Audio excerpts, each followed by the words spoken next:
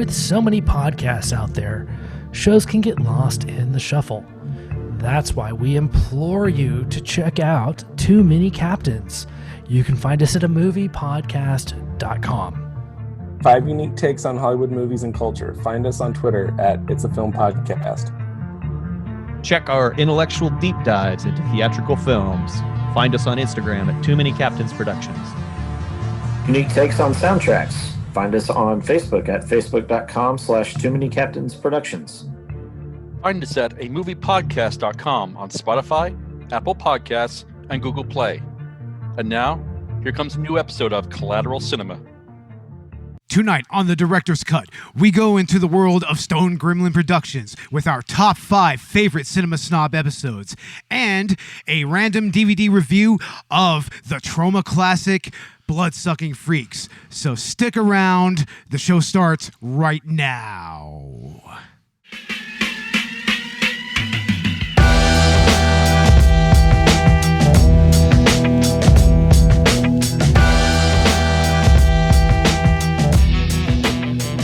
Welcome to Collateral Cinema Director's Cut. I'm Bo Maddox. I'm Robert Ortega. And we're podcasting straight from somewhere in South Texas. And yes, my friends, we are a 420 friendly podcast. So whatever you have, be it dabs, be it blunts, be it bongs, be it joints, smoke it if you've got it. And Robert, what are you smoking right now? Oh, just vaping, you know. Just vaping it, right? Just like a teenager. You know? Yeah, just Got like to. a fucking teenager. Yep. How are you doing, Robert? Doing all right. It's like, no, it's 1 a.m. It's 1 a.m, yeah. Yeah. Yeah, it's usually this late whenever we podcast. I mean, because we're just night owls. So, I mean, fuck it, right? We don't have work, so. Yeah, I don't have to work in the morning. So, I mean, I guess we can go ahead and... I definitely don't have to work, so. Yeah.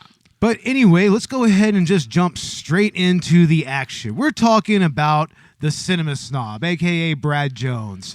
He has been a YouTube reviewer and critic for movies for a long time. He's kind of affiliated with the channel Awesome Crowd, but he pretty much runs his own production company. And honestly, I actually find his work to be a lot more rewatchable than most YouTubers on the scene right now. Robert, what did you initially think when you saw your first Cinema Snob episode? I think you turned me on to Brian Jones. Oh, yeah, And, definitely. You know, we did watch the Buttercream episode, and that's what turned me on, probably. Yeah, man. And that led to, honestly, The what is one of... we had to do. Yeah, it's one of my favorite episodes that we've ever done on the main podcast. I think it was actually pretty decent. What did I think about it? Oh, his view towards... Oh, God. All kinds of nonsense, right? Oh, my God. I don't know Yeah, half we the shit just he says. kind of took that and ran with it, honestly. I mean... I don't even know half the shit he says. It's just freaking hilarious. Yeah, seriously. Anyway, let's go ahead and get to our top 5 favorites. Like, obviously, we love the Cinema Snob character. We love his reviews. He pretty much just riffs on different types of movies, from pornography to old school and even more modern religious movies. He's pretty much been going through all the different slasher movies. And Food. yeah, he also tries food. That's right. Anyway, we're going to go ahead and list our top 5 favorite episodes, at least this time. This is probably a list we're going to revisit because there's just so many different Cinema Snob episodes out there. Like, I think over 470 to be exact. So, 470? Wow. yeah, he's done quite a few movies. And we'll go ahead and start with you, Robert. What is your 5th favorite Cinema Snob episode? My number 5 would have to be Leprechaun 3 in Vegas. Yeah, that's a great review, honestly, of a great series. I mean, the first 4 Leprechaun movies to me are just so classic. And this ties back, of course, to an episode that we did on the main podcast. Returns. Yeah, we did Yeah. Leprechaun Returns. We talked about that series for a little bit.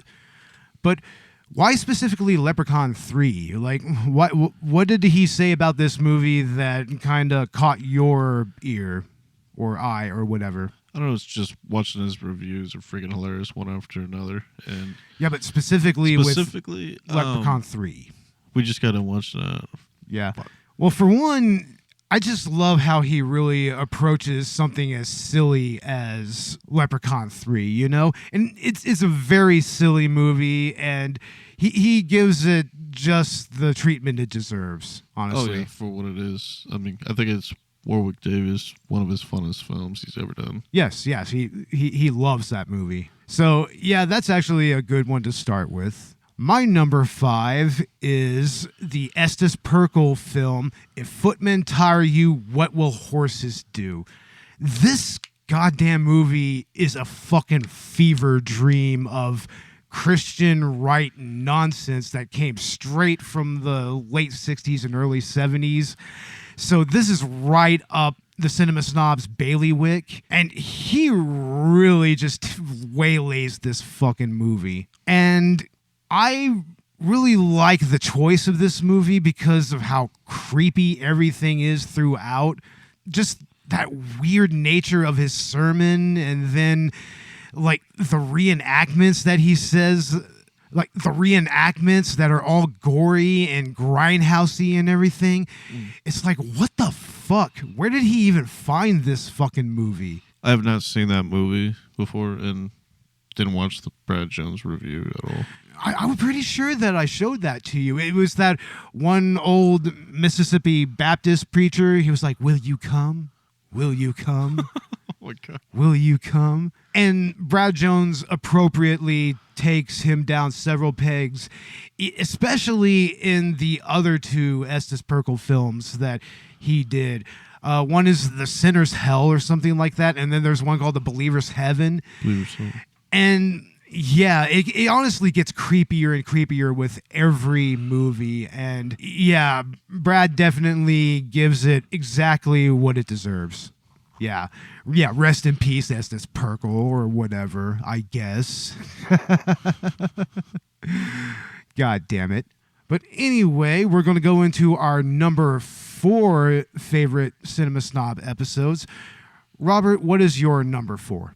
Buttercream Gang. Oh, snap. One of our favorites of all time, just like we talked about at the top of the episode. I mean, we're not going to go too deep into the movie itself because we did a full episode on it, of course, and we highly recommend everybody checks that out. But Robert, what made this review stick out to you other than the fact that it's probably the first Cinema Snob episode you've seen? Just the way he tore into the characters and the way he tore into that whole town for being what it was, you know?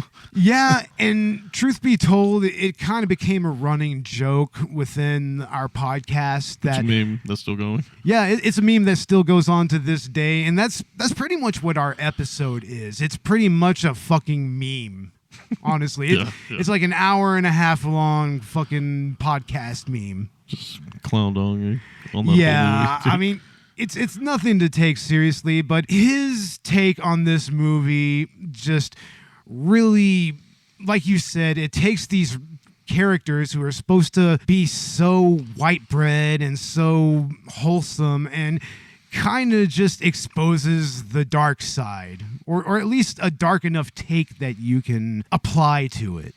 Because, I mean, it's a schmaltzy, cheesy movie in its own right. But it's a made-for-TV movie, wasn't it? No, it's direct-to-video. Director? Oh, yeah. Hallmark looking. Yeah. But, Robert, what's your favorite moment in that review? Where they're at the dance, and he's tearing the kids a new asshole just for the way they dance, you know? Yeah, it's pretty much mayo dancing, right? There you go. Oh, my God. Turkey on white with a crust.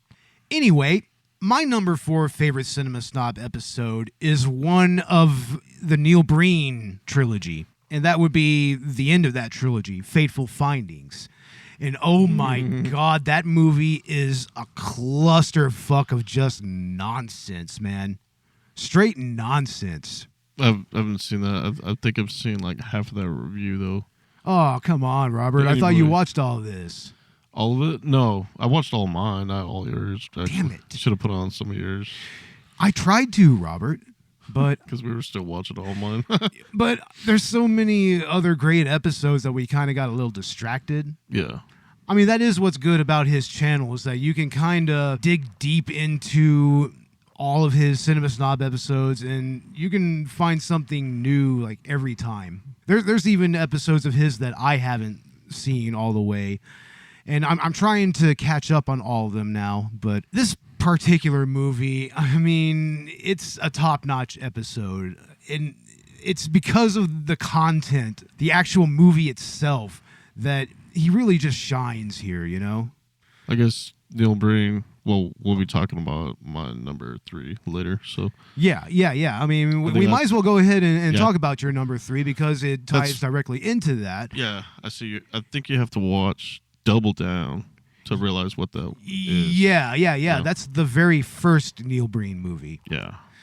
And that one is hilarious just because of his riffs on all the skulls that are just randomly out on the highway for some reason. That's hilarious. It's like dumping dead bodies off the side of the road. Was that the desert? Yeah, it's because apparently he's like some type of assassin. He assassinates white-collar criminals or some such nonsense. And he's carrying around all those broken laptops, and man, he tears into that constantly because the laptops are in the movie constantly. They're hidden in the desert, and he's got the 2 satellites out of the car. And Brad's just all like, that computer doesn't work because it was hidden out in the fucking desert. Yeah. I mean, it's a hilarious episode because it's just such a mystifying movie. And all 3 of the Neil Breen movies that he has done so far, and I believe that there's another Neil Breen movie out there that it needs to be an episode soon. I mean, I don't know if Brad's listening to this, but yeah,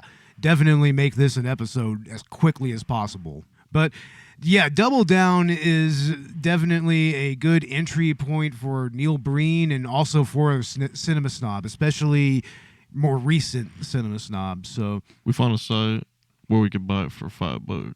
Yeah. I think we should do that. We should, although in some way I kind of want to go ahead and buy it from Neil Breen just to kind of give him that support, you know? Yeah, exactly. Because, I mean, there's no telling whether or not he's getting any type of royalties or anything from any of those DVDs, so... It'll be like watching The Room again. Yeah.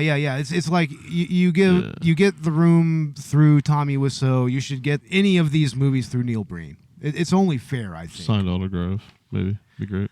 I don't know if he does that. He might, but I'm not entirely sure. Yeah. Anyway, we need to get that movie so we can binge it.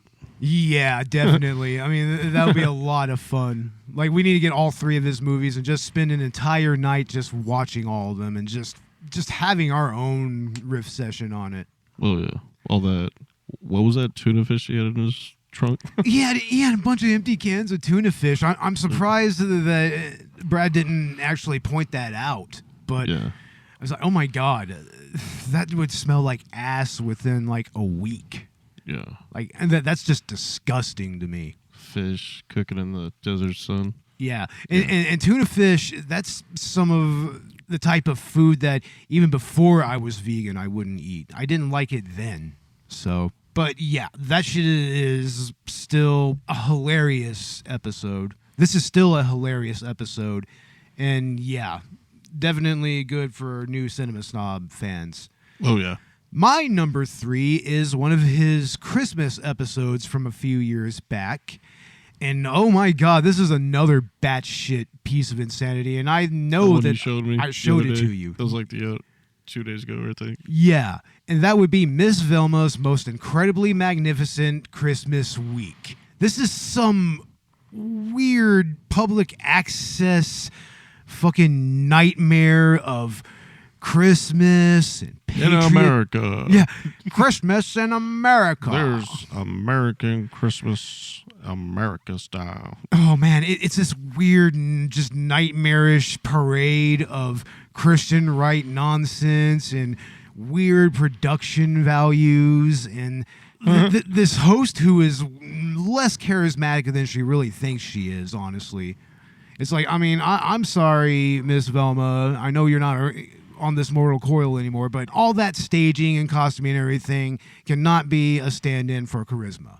That's just what that is. And this is, I'm failing to find words to describe it, but the way that Brad put it, I mean, he described the insanity perfectly. Robert, what did you think when you saw this? What type of white bread trash am I watching here?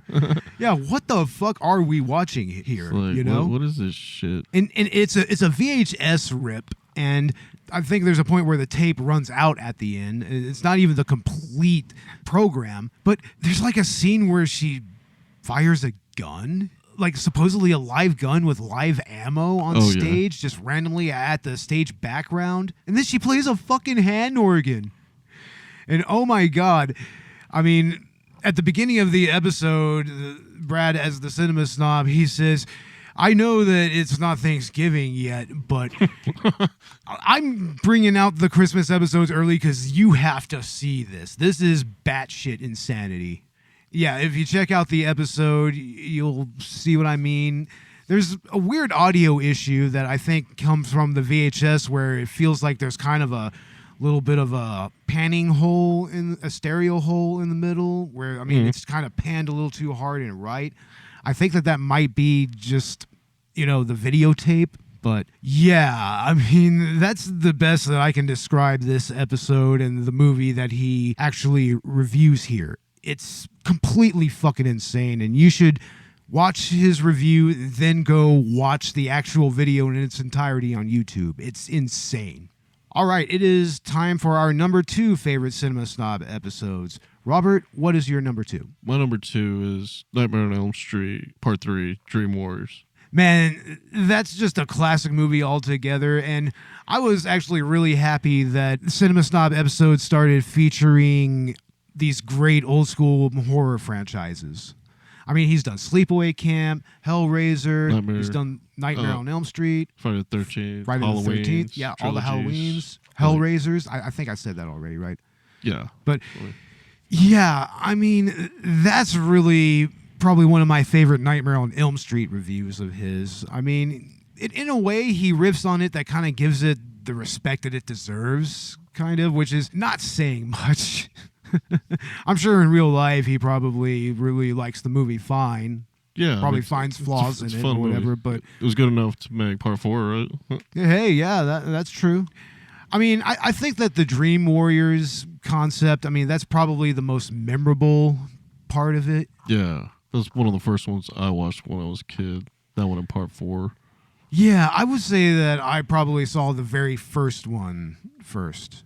Yeah. And then I think I skipped up to like Dream Warriors. I didn't watch them all in order. Wish I did. It would have been fun. Yeah, I mean, it is fun to watch the series in order. And it's also fun to watch the Cinema Snob episodes one after the other. Just binge all the Nightmare on Elm Street reviews. Yeah. All the Leprechaun reviews, we still got to do them all. Yeah, I mean, he still has to make his Leprechaun 4 episode. Oh, the in space one. Yeah, I mean, whenever he gets around to that, I'm actually really excited for that because that is my favorite Leprechaun movie. It's a good one. Yeah. We should watch Part 2, maybe. We probably should. Yeah. Review here in a sec later. Yeah, definitely. Definitely, we should. And what was your favorite moment from his review on that movie? Probably where he was just tearing into John Saxton to like get his autograph for Enter the Dragon, Yeah, that was great. Funny, dude. That's fucking great, honestly. 60s actor, he's done so many things. Yeah, man. I mean, it's easy to forget that they brought both Heather Langenkamp and John Saxon back for that. Yeah. Yeah. And then she dies at the end of it. They both die. Yeah, they do. Yeah, I mean, that whole family is officially wiped out now, so. And then Brad Jones. I think he's the only one that notices, like, where's Nancy's father at? Because he died too. Should be buried next to him, right? Yeah, exactly. So he cracks on that. Yeah. That's interesting. Okay, my number 2 is, once again, one of the craziest old school Cinema Snob episodes ever. On a movie that makes no sense. It should not exist in any plane of existence, period. I mean, it just should not be. And that is Fun in Balloon Land. This is one of the movies that kind of both mystified the character of the Cinema Snob and also kind of, tortured him a little bit because it's pretty fucking bad. It's oh my God. It's literally this balloon company that made a movie with their parade balloons. They're all inflated in this warehouse. They have this little kid he's not mic'd up in any real sense of the word. And my God, it's once again difficult to describe the movie itself. And it starts off like this Fantasyland type scenario, and then it ends up just being footage of a parade with all this company's balloons in it, and this really, really batshit insane fucking color commentator, this woman who is just saying all this creepy shit about these balloons. I mean, it's supposed to be fun and, for kids and everything, but no, it's fucking nightmarish. And the Cinema Snob is just fucking gone on so many levels throughout this episode. I mean, he's just like, what the fuck? It's probably the most what the fuck episode of Cinema Snob ever. Robert, what are your thoughts on it? I don't remember seeing that one. You don't remember seeing it? That's another one I could have sworn that I showed you. Damn it. Damn. I mean, you're going to have to see it then, because Fuck. it is absolutely the most insane thing that has ever been committed to film. I don't know why it was made. I'm over here trying to find it. Yeah, seriously. It's absolutely insane, bro. And it was something that he ended up re-uploading in his Best of Cinema Snob series. So if you're going to look for it, it's in that particular playlist. Yeah. But yeah, this is vintage, straight up crazy ass Cinema Snob classic insanity. Like that's the best I can say about it. Skip it on to number one. Number one. Okay. Yeah, we're already at our number one. This is actually going by rather quickly in spite of all the craziness earlier. Oh yeah. I spilled a bunch of bullshit. Damn technical difficulties. Yeah, I guess you could call it technical difficulties. And we'll go ahead and go back to you, Robert, for the final time here. What's your number one favorite Cinema Snob episode? Would have to be Jason Goes to Hell. Oh, yeah. We just watched that earlier, and oh my God. That's actually, I think, an underrated movie in the Friday the 13th series. And I don't know, maybe this review is maybe a little underrated in some ways. I don't know. Maybe I'm talking out my ass. But I mean, the budget was like $3 million, and it grossed like $15 million, right? I mean, it did good. It did well, and it kind of set up the framework for Jason Blum later on, like making cheap horror films and then just bringing in huge amounts of profit. Bring it in the 90s. We got to do it. Yeah. But in this episode, the character of the Cinema Snob is actually pointing out how good this movie is most of the time in his own acerbic way. Yeah. That's actually what I like about this episode. He's actually pointing out, like, the special effects are actually pretty cool. It's like, I mean, the characters are interesting and even likable. And the ones who are supposed to be unlikable, I mean, you really fucking don't like them. I mean, it's an effective movie, actually. And he also brings up the insanity of the whole body switching thing. Like, what do you think, Robert? I think that's what makes the movie itself a classic, is that it's just so different from all the other Friday the 13th movies. Yeah, it's like a supernatural parasite or something from hell. Yeah, that's pretty much what he becomes. It's basically the zombie Jason taken to its logical conclusion. Just running around like a fetus trying to get into a Voorhees body. Yeah, he has to be in a Voorhees body in order to truly resurrect or something like that. Yeah. And it only takes another Voorhees to kill him. Yeah, with that special dagger. Remember that? Oh, yeah. Now, what do you think of the Cinema Snob parts of this episode? Oh, I think it's funny in the beginning where he clowns like Jason for being dead and Kane Hodder's like standing right in the corner. Oh, that's the best. He's not dead. He's right there. Yeah, he's constantly pointing out Kane Hodder and shit. It's like, there he is. He's right there.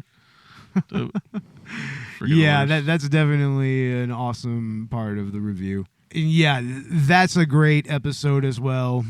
And honestly, I can't wait to watch it again. Well, I mean, I think I brought up the rewatchability of Cinema Snob episodes, and this episode is very much why. And my number one is also why I kind of believe that about Cinema Snob. And it's the movie Old Fashioned. I think I have shown this movie to you. It's that religious movie it's like a romantic comedy. God, yeah. And the dude is such a fucking massive creepy dick. He's like a tool. But somehow this woman is falling in love with him. And How? Why?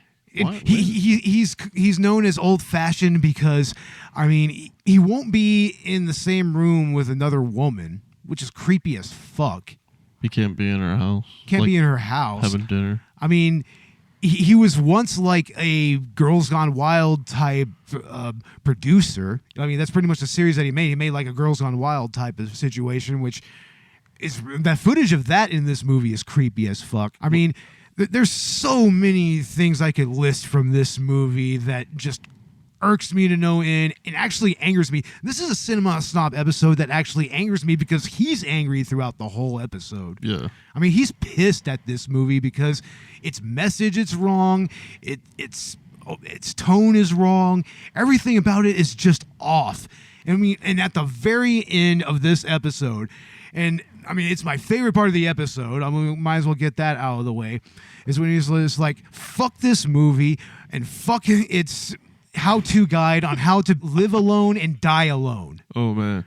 Like, I mean, that is like the nail in the coffin for that fucking movie. I don't even know why this movie should exist. And Brad, as the Cinema Snob, man, you really fucking tore this movie down where it needed to be. I mean, shit.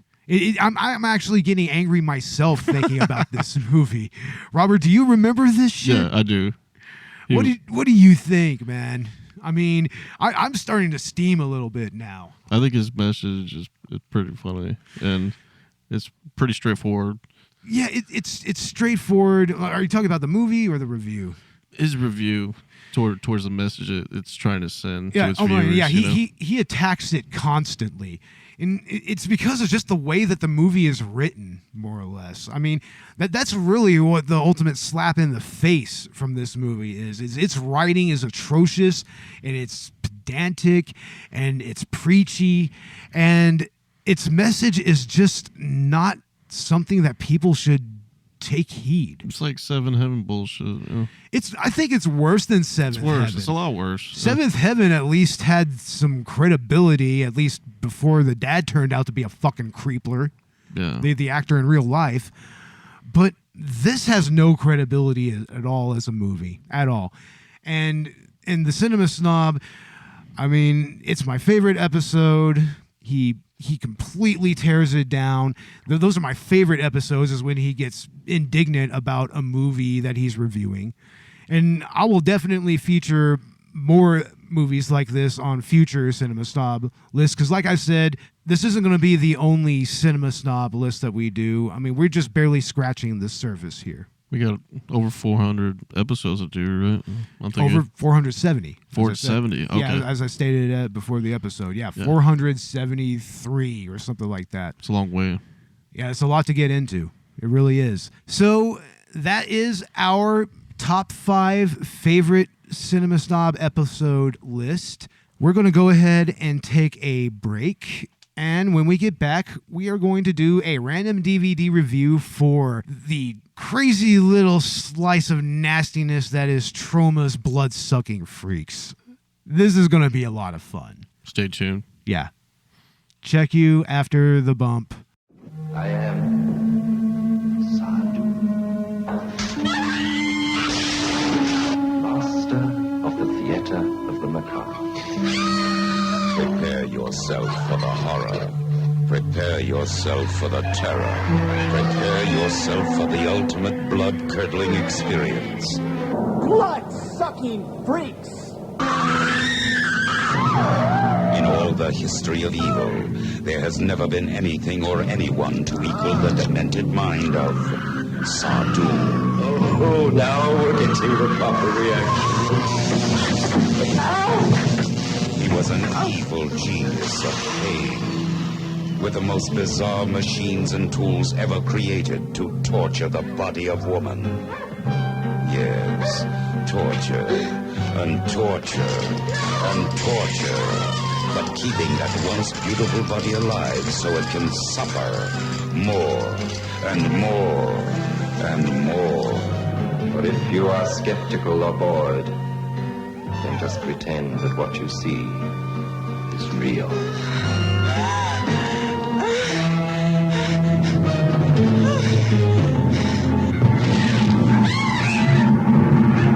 Possessed by his evil, the tortured become the torturers.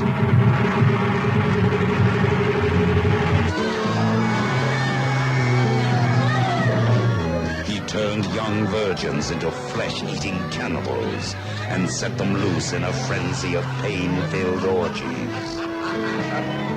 Sadu, he was the creator and the director. He was the master of Bloodsucking Freaks. the show that will make anyone retch. And we are back, and it is random DVD review time. Robert, what movie are we reviewing today? Bloodsucking Freaks. Bloodsucking Freaks. Fuck yeah, man. This is a great piece of exploitation cinema, honestly. It's very rough around the edges. I mean, it's not like there's any superlative cinematography to speak of here, but what this movie lacks in like panache or whatever, it makes up for in just straight up outrageousness, right? Yeah. Robert, I showed this movie to you not too long ago, like maybe about a year ago. What were your first initial thoughts when watching this movie, and what really stood out for you here? I mean, Part of the beginning where a vice grip that lady's hand right to the table. yeah, it kind of just goes straight into the craziness, you know? Like first it starts with that girl being delivered in that crate, and Ralphus, who we will talk about here in a little bit because Ralphus is amazing. I mean, Ralphus just pretty much like with a chain just raises this chick out of this crate, and it pretty much immediately sets the story in motion, and it goes right into the stage play where all this torture is going on, and people think that it's fake torture. This is like Grand Guignol style theater or something like that. Like a magic show. Yeah, pretty much like a really gory magic show. But in reality, these women are actually being tortured on stage. They're killing them. They're pulling their eyeballs out, eating them. Straight up, yeah. There's a scene where Ralph is straight up cooking some eyeballs, and it is very gross looking because they're obviously real, like cow eyeballs. You know. Yeah, I think that's real. Yeah. Yeah, that pisses me off in so many ways. We all know why. But man, Ralphus is just the best here, man, isn't he? Oh yeah, he's a treasure. Yeah, he is so joyous throughout every scene that he's in. I mean, he does this weird little dance every time that he has like a victory or whatever. And I mean, he does some pretty reprehensible things, of course. I mean, this is a pretty disturbing movie. I'll go ahead and say this. This is on the Horrible Reviews top 100 most disturbing movies. And that's actually where, it's not where I first like heard of this movie before, but it's where I first got fully acquainted with it, right? And I don't know, man. I mean, the violence and the gore in this movie, it's actually not half bad for its time. 1976. Yeah, for mid-70s grindhouse gore, I mean, I've actually seen worse in some Italian movies or some other Euro schlock films or whatever. I mean, what would you compare the gore in this movie to? I don't think it's half bad. I think it's sort of like Drive-In Movie Massacre or Drive-In Massacre, right? Yeah, Drive-In Massacre. Yeah. Man, that movie is kind of boring, honestly. It gets boring waiting for the kills to happen, you know?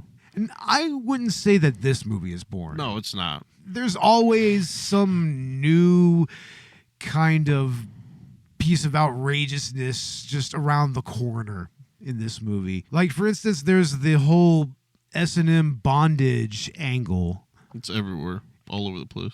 Yeah, completely. I mean, guillotines. There's so many different fucked up fetishes being portrayed in this movie. I mean, no kink shaming or anything, but I mean, there's women being used as furniture. I mean, there's like torture racks. I mean, electrocution. I mean, as you said, the vice grips at the beginning of the movie. I mean, What about that wishbone? He's set the yeah, the wishbone scene. Oh, like Lord. 2 come-alongs, one to each leg. Like, you see Zardu, the main antagonist of the movie, being flogged by his henchwomen.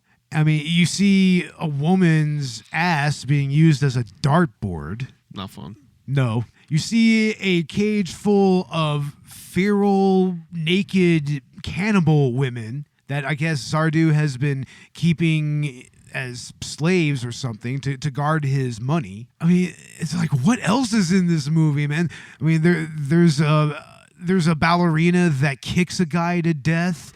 There's a cock sandwich at the fucking end. God, yeah. Oh, man, it's like I could sit here and just keep listing scene after scene after scene. There's so much craziness in this movie, and it does come off kind of mean-spirited in many ways, but I have fun watching this movie. Like, not because I get off on any of it, because it's just so fucking ridiculous. It's a level of ridiculousness that I don't feel you really see in these types of movies anymore. Not at all. Like maybe, I mean, it's appropriate that it's on Troma, because maybe on Troma you will see that. That's probably the one place where you will see craziness like this. And they are pretty much the only company that could release this. That's a good thing. Yeah. But when Troma released it, they sent it to the MPAA. They paid for a rating. They got an R rating. They cut like a good 40 minutes of footage or something like that from this movie. And then when it was re-released, I mean, I don't really remember if it said that Troma released this initially, but we'll just go with that right now. Yeah. Yeah. But when it was released with the R rating, they actually put the footage that they cut right back into the movie. It was basically uncut in all its glory, the way that it's seen on its DVD release. And that caused a little fervor with the MPAA. They actually sued them for it. They sued the filmmakers for this shit. Sucks. It sucks, and I mean, the MPAA is kind of a crock of shit in its own right. I mean, that's a whole nother episode altogether. But yeah, I mean, that's an interesting part of its history, and I guess we'll go ahead and start wrapping it up now. Robert, what are your final thoughts on this movie, and what really stood out to you the most here? Probably the second vice script scene with the chick, where he saws her hand off, and then he pulls out her eyeball. Yeah. Right in front of everybody. Yeah, that just completely just set the standard for every single torture scene after that. Yeah. After that, it's like, what's going to happen? This is like really crazy shit. Honestly, when I saw that first stage play at the beginning of the movie, I knew that this film was going to be something special, so to speak. Oh, man. It's like a carnival act. They just take it on the road. That'd be funny. Yeah. What would you rate this movie, Robert? It being a trauma film, which we all know and love, wish to see more. There's hundreds of trauma films we haven't tapped into, really. Yeah. But I would rate this a 3.5 or a 4. Probably a 4. Probably a 4. Yeah. I'm going to go with the 3.5 rating. Yeah. I mean, by no means is this a particularly spectacular movie in any way. I mean, it is kind of shitty, but it's that special kind of shitty that is just fun to watch. If anything, just for all the craziness. Like, it's kind of like Pieces in that respect. You know, it's a movie that you come to because its reputation precedes it. You know, also like Cannibal Holocaust, or even slashers like Sleepaway Camp. Burial Ground. Or Burial Ground, you know, Italian zombie movies like that. Yeah. Great. But yeah, I think that 3.5 out of 5 is definitely an appropriate rating for this. Even though I really do love watching it. I've seen this movie a lot. I mean, not a whole lot of horror fans really care for it for some reason. Yeah, fuck them. But I mean, if you are into trauma, if you are into disturbing cinema, if you're into horror or exploitation filmmaking in general, this is definitely a movie to watch. It's something that is pretty much standard viewing as far as I'm concerned, alongside other exploitation classics. Yeah, it's a trauma, so we have to love it no matter what. We pretty much have to love it no matter what. Yep. Yeah, I mean, I'm pretty much reflexively buying trauma films now just because they're trauma films. Let it stack up. Yeah, and they've done a ton of different genres, actually. So, but yeah, that's our rating and review of Bloodsucking Freaks. Robert, is there anything else that you want to add? No, that's it. That's it? That's it. I don't feel like plugging nothing. I'm good right now. You don't feel like, oh, come on, Robert, there's got to be something going on while you're in isolation. Oh, just counting the days. Just counting the days. God damn. Yeah. It's pretty much all that many of us can do right now, That's all we can honestly. do. Yeah. But anyway, we thank you for listening to this episode of Collateral Cinema Director's Cut. You can find us on Twitter, on Facebook, on Instagram. Check out Collateral Cinema's Patreon page. Also, check out Collateral Gaming, our sister podcast, with all kinds of content regarding video games and video game culture and whatnot. Check out Trial by Air Variety Show. That's another one of our affiliate podcasts, I would say. I'd say by this point, Chaz is an affiliate of ours now, and a friend of ours as well. Yeah. He's affiliated with us. And also, check us out on Spotify, Chill Lover Radio, Apple Podcasts, YouTube, and wherever else you catch your podcasts. But anyway, we're going to go ahead and leave you now. We will be back with a new Collateral Cinema episode very soon. And we will be discussing the Full Moon Features classic Intruders. Yeah. Awesome. That's going to be a lot of fun. We've been putting that one off, but we're finally getting to it. Finally. So yeah, check that out. And thank you once again for listening to Collateral Cinema Director's Cut. I'm Bo Maddox. I'm Ron Ortega. And we are out of here. Laters, folks.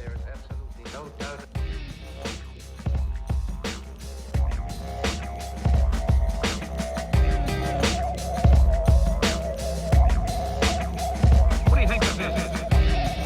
I saw it.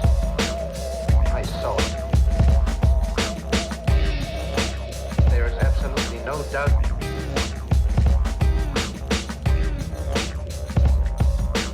Are you ready to accept my domination?